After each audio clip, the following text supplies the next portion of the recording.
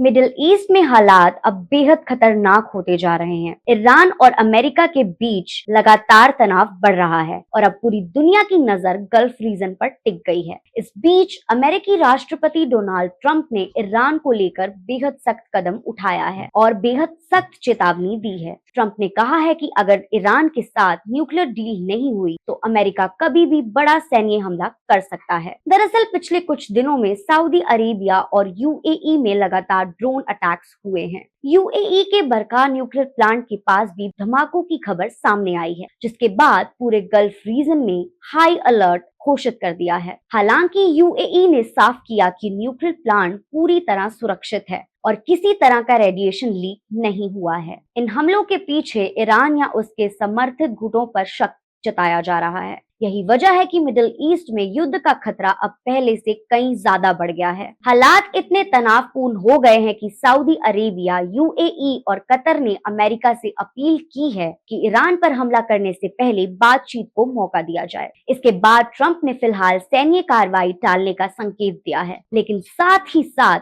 अमेरिकी सेना को फुल अटैक मोड में तैयार रहने को कहा है। उधर खबर ये भी है कि ईरान ने पाकिस्तान के जरिए अमेरिका को एक पीस प्रपोजल भी भेजा है, जिसमें युद्ध रोकने और बातचीत शुरू करने की बात कही गई है। लेकिन व्हाइट हाउस का कहना है कि ईरान का प्रस्ताव अभी पर्याप्त नहीं है।